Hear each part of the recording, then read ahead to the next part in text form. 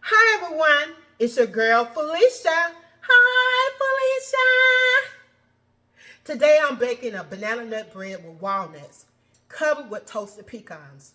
It's one of my family favorites and it has great spices. And if you like to have this recipe, just hang around with me for a few minutes. With no delays, let's get to it. All right, I'm ready to get this started. And you're going to take 1 stick of butter. I'm going to brown my butter just a little bit. You don't have to use this process. You can use regular butter. And it's called for a cup with this 1 stick. And I'm just going to put this heat on medium. And I want to start moving this around. They may have some brown butter you can buy, or you can try to make it on your own. And I'm going to tell y'all just like this. Sometimes your little projects fail. And to be honest, I was doing my butter and I was trying to brown it. And I messed around. Y'all, I messed around. And it went from brown to burnt very quickly. So if you're going to brown your butter, you have to watch it so you can waste some butter. All right, I'm back. I immediately went on to turn that off. And this is my end results of brown butter number 2. I'm going to set this right here. It's hot right there. This is brown butter number 1. See how that some of it burnt on the bottom? And I'm just going to pour that off. And I'm going to use this. This got a nutty taste. This did too, but it's not as nutty as the darker one. But if you do get to this point, but I'm going to measure this, so going to have 1 stick, but I'm just use this as reserve, but I'm going to use this in my recipe. See how at the bottom of it's got a little brown? So you don't have to do this. You can just use a regular butter. Now I'm going to let this cool down a little, and we're going to go to our next step. Okay, our next step, you want to make sure you have your oven at 350 degrees. And you can go ahead on and prepare your pans. But I will show you what I did. But what we're going to do, we're going to mix these dry ingredients together. So we're going to have our flour, salt, cinnamon, ground nutmeg, baking soda,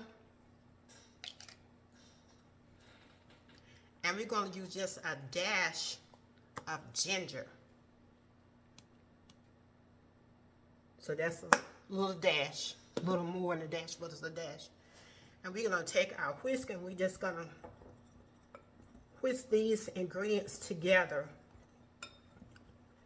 And once you get this whisk in pretty good, we're going to set these dry ingredients aside. All right, I got my mixing bowl here, and I'm going to add in my mashed bananas.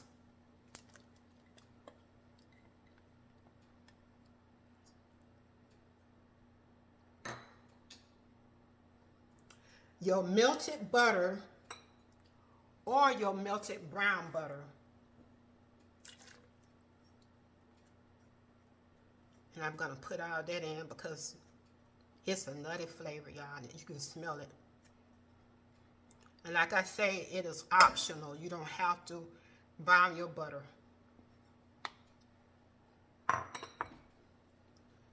And we're going to add some honey. And I got to use 1 tablespoon.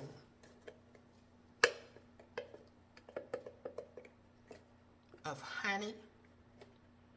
And I'm almost about out. But I do have some other kind of honey. This is brown honey that I'm using. You use any kind of your that you like. It's what you like.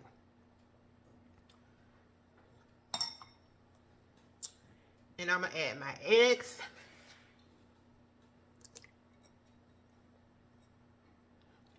The vanilla extract. I'm using the pure vanilla extract.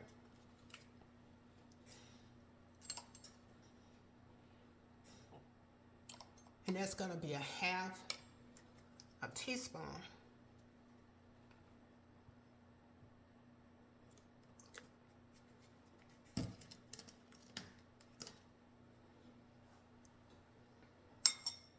And you want to add your white and your brown sugar. So these both are just half cup.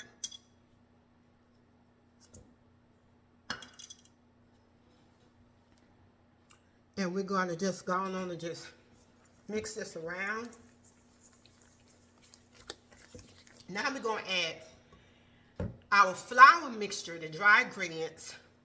And once you start adding this, you don't want to over mix it. So I'm going to add in my flour mixture. That's what I had set aside. Because if you start over mixing it, the batter, you want to avoid for it being tough or having that gummy result. You don't want it that. You don't want it like that. So after I get this, and I want to go on, I'm not going to stir it right now because you don't want to mix it too much. And I'm going to add my walnut scent.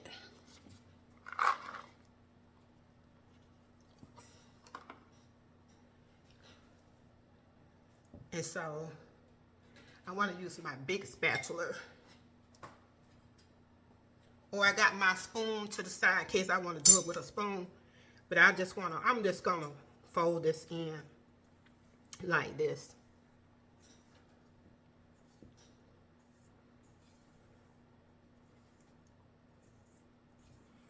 And I'm going to finish folding this over. You don't want to mix it too much.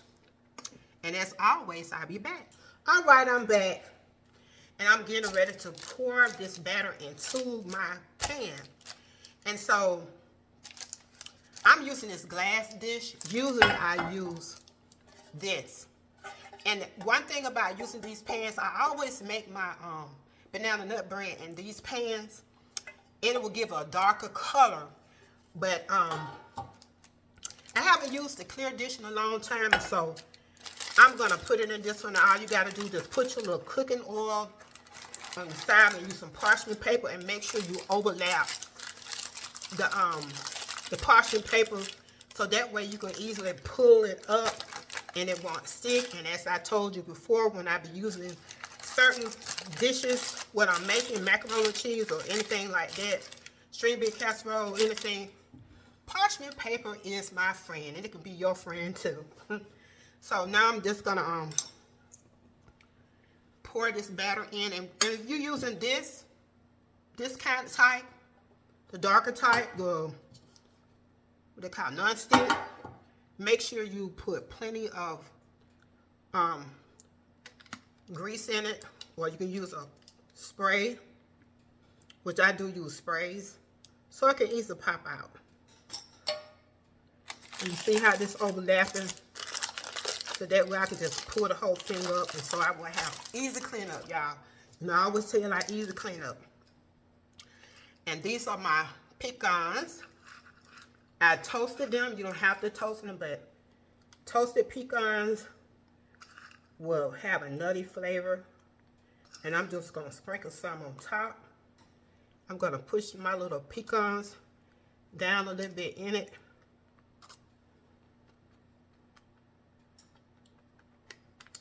And this is ready to go in my oven. And I want to let it bake anywhere between 45 to 50 minutes. Or until the inserted toothpick comes out clean. And these are a couple of tips. And if you, when you start baking, when it gets to like 30 minutes of baking, if you don't want your, and it starts getting too brown, what you can do is take a little piece of aluminum foil, big enough to cover this, and after 30 minutes, just cover it up so it won't just get it too dark. All right, my banana nut bread is finished baking, and because I used that melted butter, and I should have let it cool off a little longer, but my total time took 1 hour and 5 minutes. So I did put the aluminum foil on after 30 minutes, but after it baked for an extra 10 minutes, it was not firm as it should have been, and I took it back off. And so I had kept adding additional minutes, and so that's what came up to my total time for me.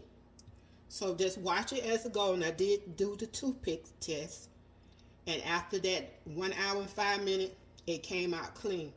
The banana nut bread is cooled. I let it cool for like 20 minutes, and I cut it so you can see it, how it looks.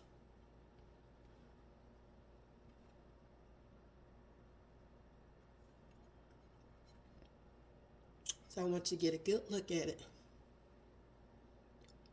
and see how the pecans did so well on the top. Well, that's a wrap for today. I hope you get a chance to make this banana nut bread. And let's not forget, it have 2 different kinds of nuts. That's the walnuts, the toasted pecans, and have some great spices in it. It's delicious, super moist, and you can share it with your family or friends. I know they will enjoy it. And if you'd like to have this recipe, just look down below in the description box. Don't forget to hit like and subscribe. And anytime that I might stream live or upload a video, just hit that notification bell. And as always, have a blessed and wonderful day. This is your girl, Felicia. Bye.